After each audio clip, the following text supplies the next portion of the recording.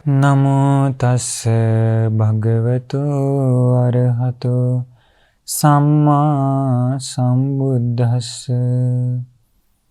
साधु साधु साधु।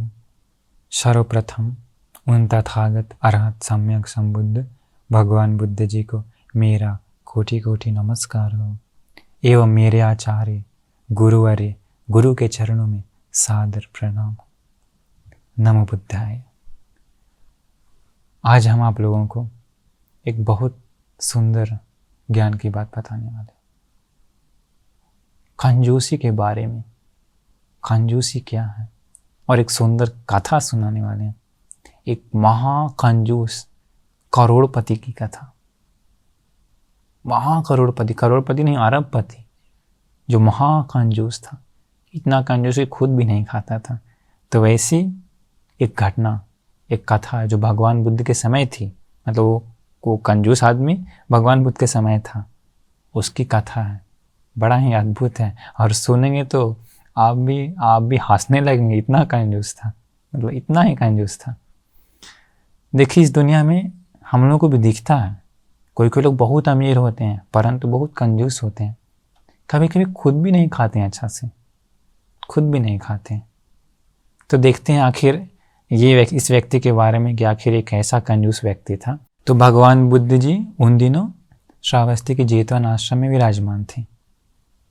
तो भगवान बुद्ध जी एक दिन सुबह सुबह अपनी दिव्य चक्षु से देखते हैं, श्रावस्ती से 450 किलोमीटर दूर राजगीर में एक नगर था जिसका नाम था सक्कार। उसी नगर में एक सेठ है। उसी सेठ के पास भाग्य है, पुण्य है, ज्ञान को समझने का, श्रोतापन्न होने का, परंतु वो बहुत कंजूस था। तो ये उसी के बारे में है। तो ये सेठ रहता था कहाँ? राजगीर से थोड़ी ही दूर पर एक नगर था जिसका नाम था सक्कार। तो इस सेठ का नाम पता है क्या था? मच्छरी कोसी। मच्छरी मतलब कंजूस, कंजूस कोसी नाम था। नाम था कोसी, परंतु इतना कंजूस था ना कि लोग उसका नाम रख दिए कंजूस कोसी। तो कितना कंजूस था, मतलब एक बूंद तक, तेल का एक बूंद तक दान नहीं देता था। तेल का एक बूंद तक दान नहीं देता था। यहाँ तक कि खुद भी अच्छा खाना नहीं खाता था। अपना बेटा बेटी लोगों को, नौकर चाकर लोगों को भी देता नहीं था। महाकंजूस, मक्खी चूस कह देंगे तब भी कोई दिक्कत नहीं था। मतलब इस, परंतु धन पता है कितना था? 80 करोड़ सोना का सिक्का सिर्फ था पहले। 80 करोड़ सोना का सिक्का अलग और बाकी धन अलग से था। सोचिए कितना धनवान होगा। उस समय का 80 करोड़ मतलब सोच रहे हैं, आजकल नहीं, उस समय आप ही का लेंगे तो अरबपति नहीं, खरबपति नहीं, उससे भी ज़्यादा। तो इतना धन था परंतु खुद भी इस्तेमाल नहीं करता था। उसका धन एक पोखर की तरह था। कैसा पोखर? जिस पोखर में राक्षस है, वो राक्षस पोखर से किसी को पानी लेने नहीं देता, तो उसका धन वैसे ही था। एक दिन क्या हुआ, ये कंजूस कोसी राजा के पास गया था सेवा में, क्योंकि उस समय हमेशा जाता था। सेवा में जा करके वापस लौटते समय क्या हुआ, एक आदमी को देखा, एक भिखारी आदमी को। वो भिखारी आदमी एक पुआ खा रहा था, मालपुआ। उसी पुए में खोआ भरा हुआ था, तो खा रहा था और खोआ चू रहा था, रस, खोआ का रस। तो पूरा मजा से खा रहा था वो भिखारी। ये देखा, देखते के साथ इसको भी वो खाने का आशा उत्पन्न हो गया। क्या? वो मालपुआ खाने का आशा उत्पन्न हो गया। उसी के बारे में पूरा सोचने लगा। अभी देखा, सोचना, अभी जा रहा, अभी जाते समय सोच रहा, वाह कितना मस्त था वो, कितना स्वादिष्ट था, पूरा खोआ चू रहा था, मालपुआ खा रहा था वो। अरे मुझे भी खाने का मौका मिलेगा तो कितना अच्छा है। पर ये सोच रहा है, लेकिन अगर हम खाने के लिए जाएंगे तो इसको लिए क्या, घी लगेगा, चावल लगेगा, तेल लगेगा, चीनी लगेगा, खोआ लगेगा, काफ़ी खर्चा हो जाएगा, मेरा धन बर्बाद हो जाएगा। देखिए कितना कंजूस है, खुद खाने के लिए भी पूरा सोच रहा, और सोच रहा है अगर हम बनाएंगे तो लोगों को सुनाई देगा, लोग भी जमा हो जाएंगे, बड़ी पैसा धन बर्बाद हो जाएगा। ये नहीं नहीं, हम नहीं कर सकते, मैं पैसा बर्बाद नहीं कर सकता। कितना कंजूस, आप ही सोचिए। अभी जा रहा है फिर भी सोच रहा, अरे कितना मस्त था वो, बड़ा ही स्वादिष्ट था, पूरा रस चू रहा था, अरे हम कैसे खाएंगे। अभी ये सोच सोच के जा रहा है। अभी घर गया, अभी मन में आशा उत्पन्न हो गया, पर किसी को कह नहीं रहा है। क्यों? कहेगा तो पैसा बर्बाद हो जाएगा। फिर अभी 1 दिन 2 दिन बीता। जानते ही हैं आप कि मन में कोई आशा उत्पन्न हो जाने के बाद अगर वो आशा पूर्ण नहीं होता है तो वो व्यक्ति दुखी हो जाता है। अगर आपको भी कोई आशा उत्पन्न हो गया और वो आशा पूर्ण नहीं होता है तो क्या होता है? दिन प्रतिदिन जाने के बाद दुख बढ़ता ही है ना। उसका भी दुख बढ़ते गया। अभी उसको खाना पीना भी सब कुछ नहीं खा पा रहा। अभी वही आशा और बढ़ते गया। शरीर कमज़ोर हो गया, पतला हो गया। अंत में एक दिन क्या हुआ? अपने बिस्तर पर जाके गिर गया। उसकी पत्नी आई, सेठ की पत्नी आके बिस्तर की एक ओर बैठ गई। बैठ करके अपने पति का पीठ को छूते हुए बोलती है, अरे स्वामी, आपको क्या बीमार है? आपको क्या बीमार है? तो पति दूसरा करवट बदलते हुए कहता है, नहीं नहीं, मुझे कोई बीमार नहीं है। अरे स्वामी, ऐसे मत बोलिए। क्या राजा आपसे क्रोधित हो गया क्या? नहीं नहीं, राजा क्रोधित नहीं हुआ। तो ये स्वामी, क्या हमारे बच्चों से कोई गलती हो गई? नहीं नहीं, कोई गलती नहीं हुई। तो क्या नौकरों चाकरों से कोई गलती हो गई? नहीं नहीं, उससे भी कोई गलती नहीं हुई। अरे स्वामी, फिर आपको बीमार किया है? आपको क्या बीमार है? क्या कोई आशा उत्पन्न हो गया? तब चुप हो गया। क्यों? आशा ही है ना। तो अरे स्वामी, बताइए ना, आपका आशा क्या है? आप मुझे नहीं बताइएगा तो और किसको बताइएगा? क्या है वो आशा? तो कहता है ना, धीरे धीरे, मुझे एक आशा उत्पन्न हो गया, मलपुआ खाने का। उसकी पत्नी जो थी जोर जोर से हंसने लगी, बहुत जोर से हंसने लगी। अरे स्वामी, क्या आप कहते हैं? हम लोगों के पास, हाँ ठीक है, पुआ ना, ये पूरे साकार नगर को ही खिलाने के लिए हम लोग पुआ बनाएंगे। एक पूरा करोड़पति है ना, सबको खिलाएंगे हम लोग। खर्चा सुनते के साथ जो बीमार था, अच्छा, अपने ऑटोमेटिक उठ के बैठ गया बिस्तर पर। अच्छा, पूरा नगर के लिए तुमको बस पैसा ज़्यादा हो गया? नहीं नहीं, नगर को ज़रूरत नहीं है। अच्छा ठीक है स्वामी, ऐसा है तो हमारे ये पूरे सेठ महल में रहने वाले सभी लोग के लिए, और जो गली है, गली के दोनों साइड में सभी लोगों को बांट देंगे बना के। उन लोगों को देने से कोई मतलब नहीं, कोई ज़रूरत नहीं, उन लोगों को नहीं देना है करके। अच्छा ठीक है स्वामी, हम लोगों के महल में रहने वाले सभी लोगों के लिए बनाते हैं। महल में रहने वाले लोगों को क्या ज़रूरत है? हम जानते हैं तुमको बस पैसा ज़्यादा है, कोई ज़रूरत नहीं उन लोगों को।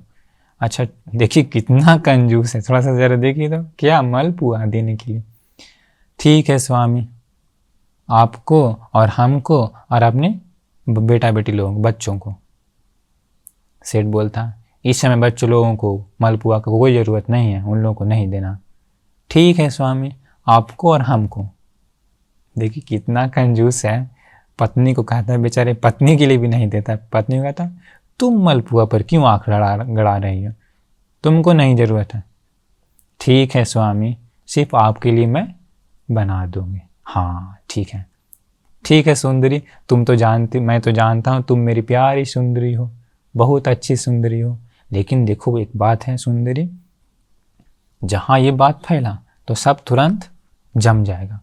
इसलिए ऐसा करो, घी और बेस्ट क्वालिटी का आटा का, बेस्ट क्वालिटी का चावल ज़रूरत नहीं, नॉर्मल चलेगा। चावल, घी, खोआ, चीनी, ये सब लेकर के नीचे वाला किचन में नहीं बनाना। नीचे किचन में बनाएगा तो सब फैल जाएगा, बात सब जमा हो जाएगा, धन बर्बाद होगा, ये बर्बाद होगा। कितना कंजूस होगा आप सोच नहीं सकते। तो इसलिए सबसे ऊपर 7वां तल्ला पर बनाना। इसलिए सारा सामान लेके चलो ऊपर चलेंगे। तो इस प्रकार से रेडी हो गया। इसके बाद क्या हुआ, अभी जा करके अभी सारा सामान लेकर के खाना का वो बनाने का सामग्री, पुआ बनाने का सामग्री अभी ऊपर चला गया इसकी पत्नी। सेठ पता क्या किया, वो नाम क्या था, कोसी, कंजूस कोसी, सारा नौकर चाकर को सबको नीचे लेके आया और वो खुद अभी ऊपर जा रहा और 7 तल्ला का डोर, 7 तल्ला का गेट बंद करते करते ऊपर चला गया। ऊपर वाला सबसे भी बंद कर लिया, अभी आराम से बैठ गया, खिड़की खोल लिया, खिड़की खोल करके अभी सारा रेडी किया और पुआ बनाना शुरू कर दिया। उसी समय हमारे भगवान बुद्ध जी श्रावस्ती में थे। और ये घटना कहाँ हो रहा है, राजगीर में।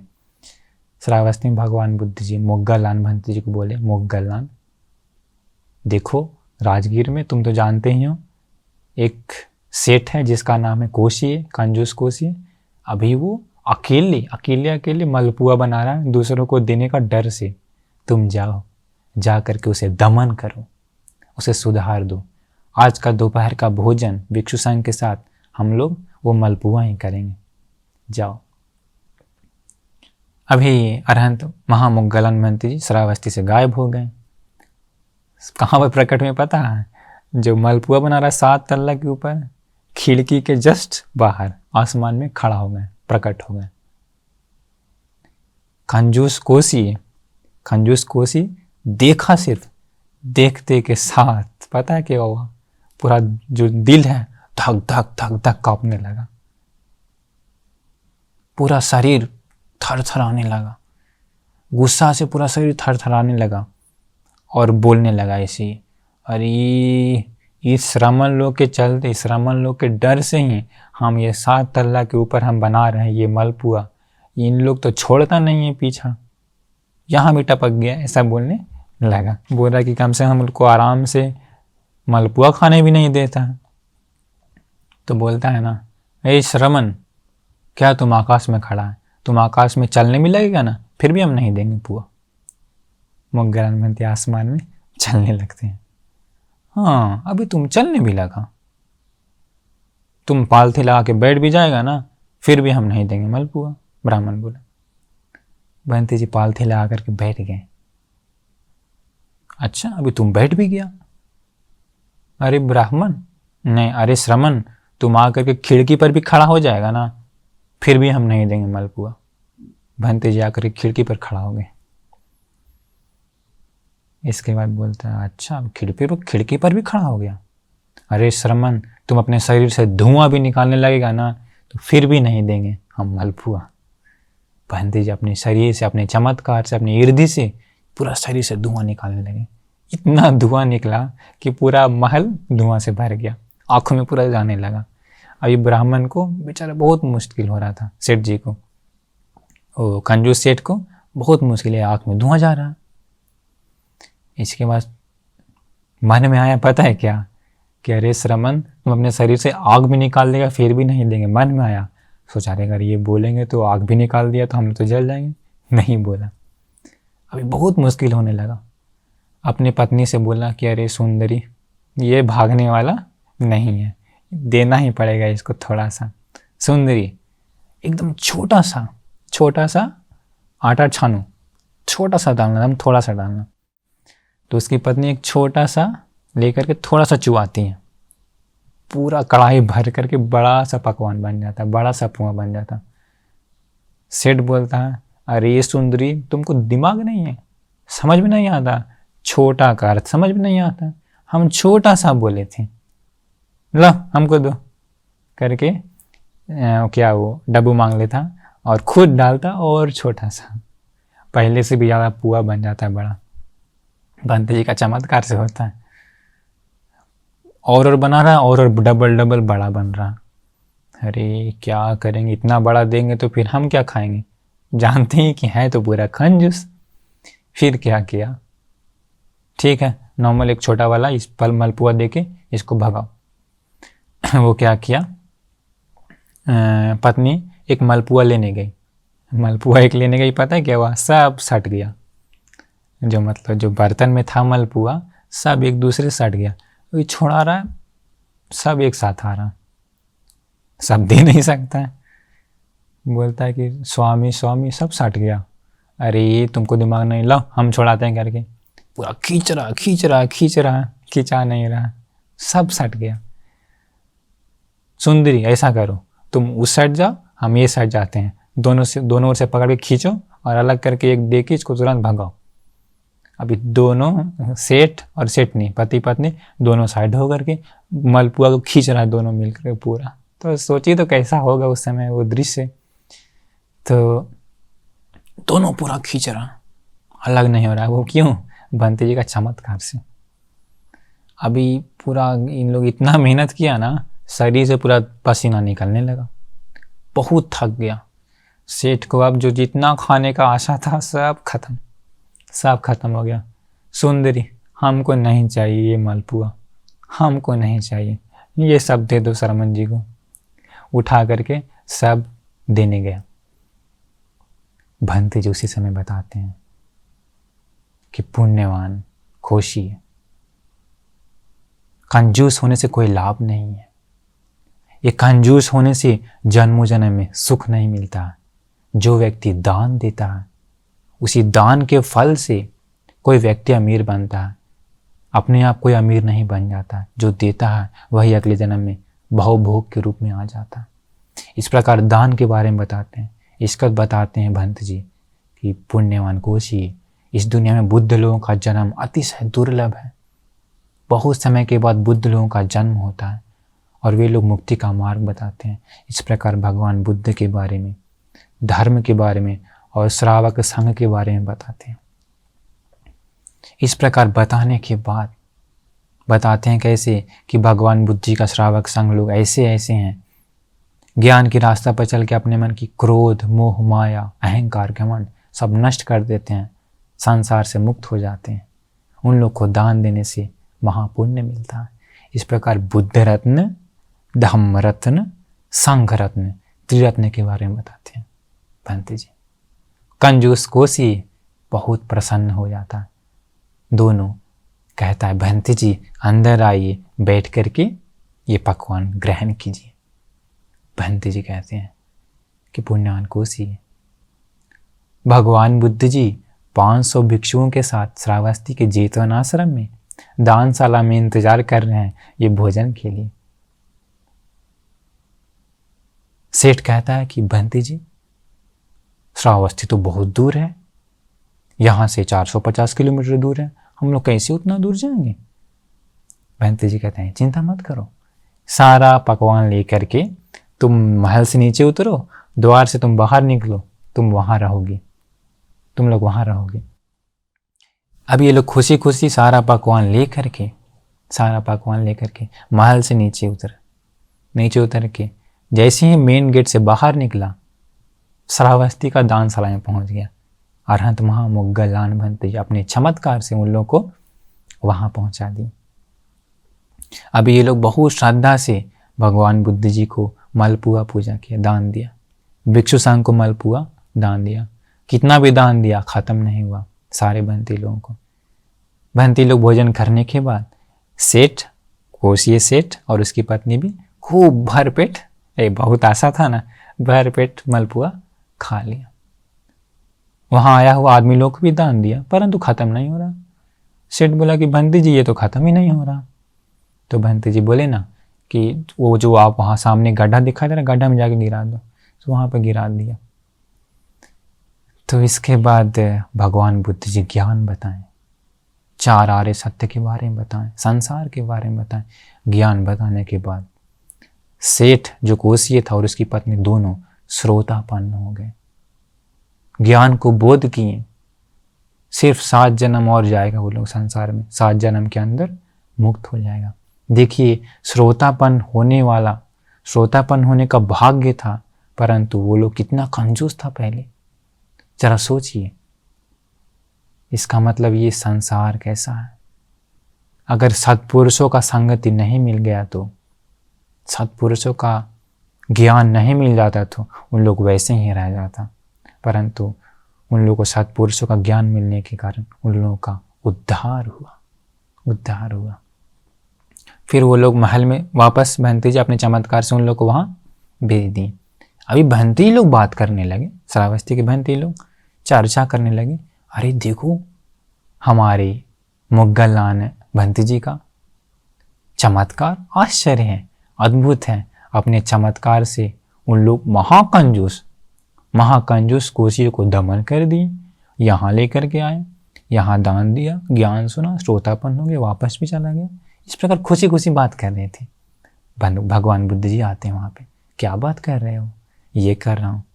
भगवान बुद्ध जी कहते हैं कि भिक्षुओं, ये महामुगलान उस व्यक्ति को पहले भी वैसे ही वो महाकंजूस था। कौन? कोशी। पहले भी महाकंजूस था, पहले भी ये दानी बनाए।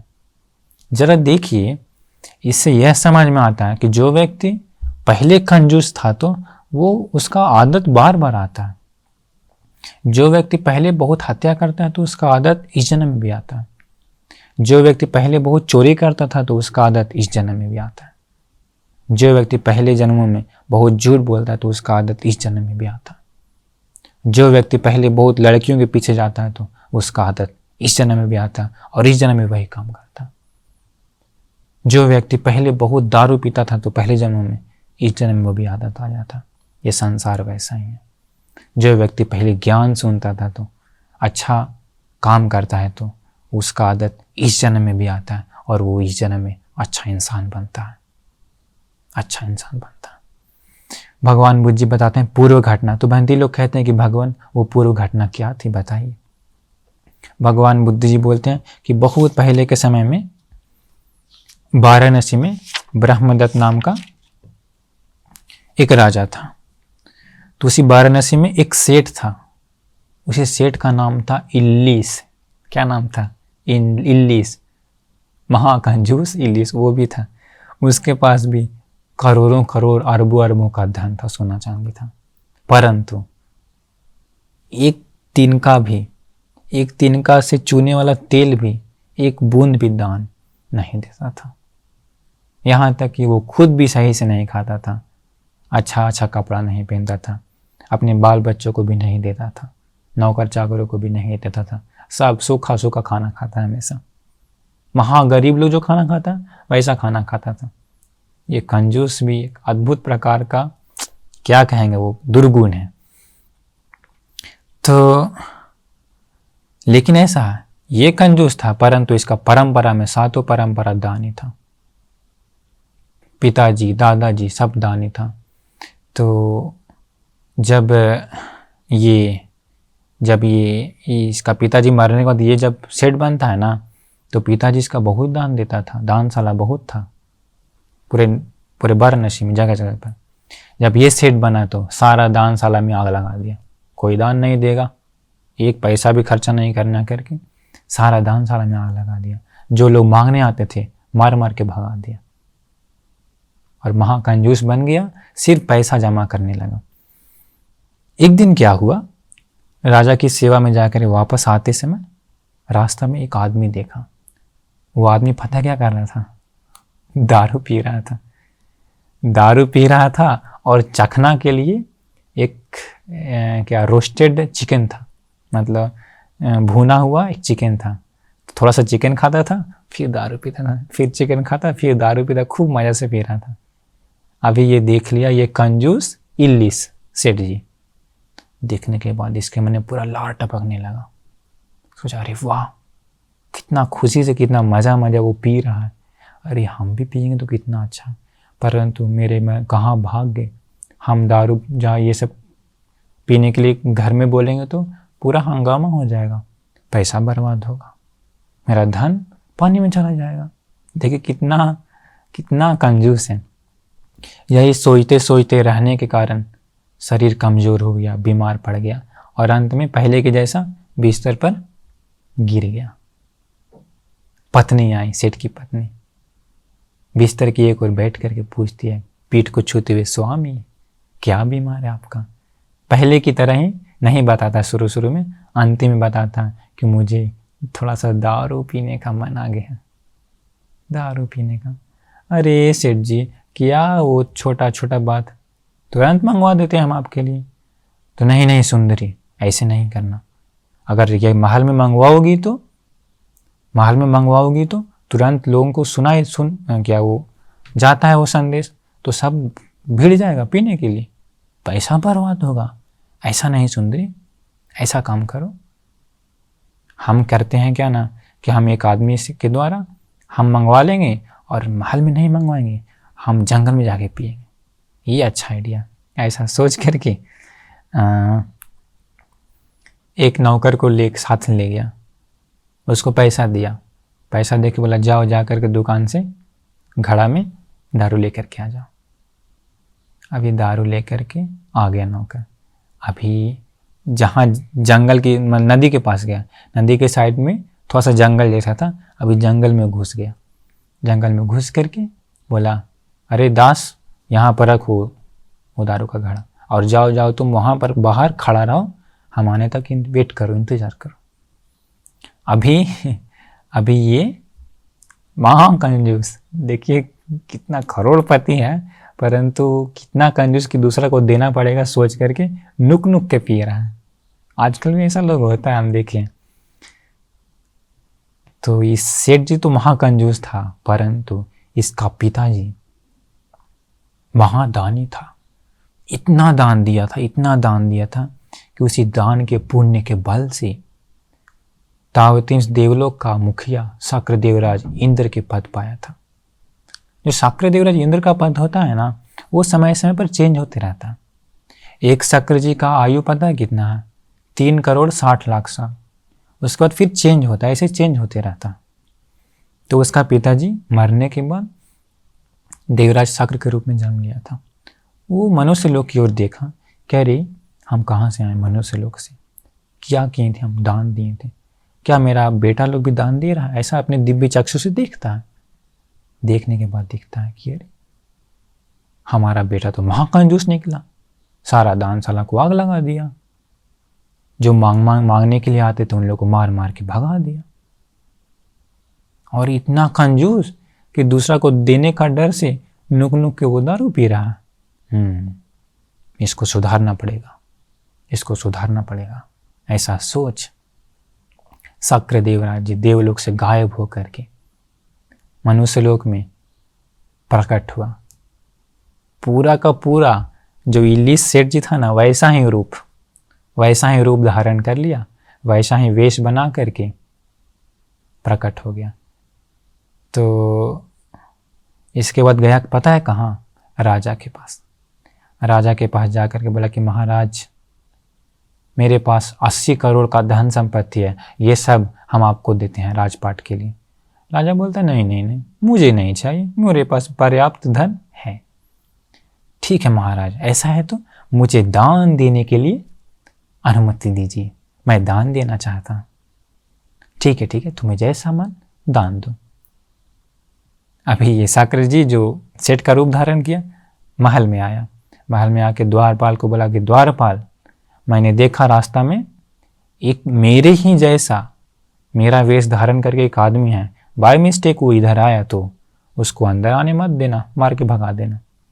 अंदर गया, कुर्सी पर बैठ गया, पत्नी को बुलाया, बोला सुंदरी आज मुझे दान देने का मन आ गया है, आज मुझे दान देने का मन आया, हम दान देना चाहते हैं।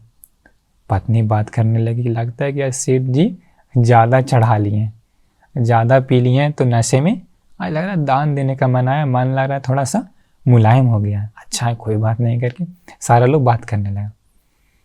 सारा लोग बोला पत्नी अच्छा है सेठ जी दान दीजिए। पूरा नगर में, पूरा वाराणसी में ढिंढोरा पिटवाया दान देने के लिए, सब लोग आओ करके। सारा स्टोर रूम सब खोल दिया, सब पूरा सोना चांदी खूब खूब दान दे रहा है। घर से आदमी लोग बर्तन लेके आता था, अलग अलग घड़ा, तो तसला, ये वो बाल्टी, उन लोग सबको सोना चांदी भर भर के दान दे करके सब लोग अभी खुशी खुशी सब जा रहा है। महादान शुरू हो गया घर में। तो असली सेठ जी जो था नुक नुक के दारू पी रहा था। उसी रास्ते से एक आदमी था, वो आदमी दान में मांग लिया, पता है क्या? वो सेठ जी का जो रथ था वो रथवे को दान में मांग लिया। रथ को दान में मांग के उसी रात में पूरा सोना चांदी भर लिया, वो भी दान में मांग लिया। मतलब जितना चाहिए उतना ले सकता था। रात को पूरा भर करके अभी रास्ता से जा रहा था। रास्ता से जाते समय ऐसे बोलते जा रहा था, अरे हमारा इल्लीस सेठ जी कितना अच्छा है, महापुण्यवान, वो आज हमको कितना चीज़ दान दिए हैं, उनका ही ये रथ, उनका ही ये बैल, उनका ही ये सोना चांदी, इतना सोना चांदी हमको मिल गया कि अब हमको नौकरी करने का कोई ज़रूरत नहीं है, आराम से हमको खाते पीते अभी रह सकता है। अरे सेठ जी आप कितना दयालु हैं, इतना सारा धन मेरा माता ने नहीं दिया, मेरा पिता ने नहीं दिया, ये सब तो आप ही ने दिया। ऐसे गुण बोलते बोलते जा रहा था। ये सुनाई दिया वो दारू पीने वाला सेठ जी को, अरे ये क्या, कहीं राजा मेरा सारा धन दौलत तो बंटवा तो ना रहा। रास्ता पर आया देखने के लिए, अरे ये तो मेरा रथ लेके जा रहा। दौड़ करके पकड़ लिया बैल को। अरे तू कहाँ जा रहा, ये मेरा रथ है, तुम कहाँ लेके जा रहा।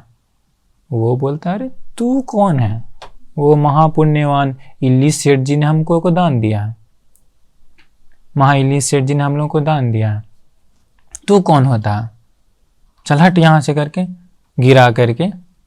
उसको गिरा करके इसके बाद आगे जाने लगा। फिर से उठा, असली से पी लिया था, थोड़ा सा नशा मार दिया था। फिर से उठा, फिर से उठ करके फिर से दौड़ करके जाके पकड़ लिया। जाके पकड़ करके बोला, अरे तुम नहीं जाने देंगे, तुमको नहीं जाना। तो क्या किया ना, वो जो लेके जा रहा था, तू कौन होता, हमको ये दान दिया सेठ जी, एक फैट मार करके पटक दिया। फटक करके इसके बाद फटक करके तुरंत भाग गया। अभी इसको समझ में आ गया, लगता है कुछ दाल में काला है, अब जा करके देखना पड़ेगा। दौड़, सारा नशा टूट गया, दोपहर मारा ना 2 फैट, सारा नशा टूट गया। अभी वापस गया घर, देखा सच्चे में बहुत सारा आदमी लोग घर से पूरा सोना चांदी का बर्तन में भर के और जा रहा। अभी इसको पागल हो गया, क्यों, एक बूंदा देने वाला नहीं था ना, एक बूंदा देने वाला नहीं था। पागलों की तरह जो आदमी लोग लेके जा रहा, सारे लोग का बर्तन को पकड़ने गया, कह रहे ये मेरा है करके। जिसके पास आया सब लोग एक एक फेंट दिया इसको, सब मारा एक एक। मारने के बाद बेचारा क्यों महाकंजूस था, अभी महल के अंदर घुसने गया, द्वार पर पकड़ लिया, अच्छा तू है जो हमारे सेठ जी का वेश धारण करके आया है। मारा, खूब मार करके भगा दिया।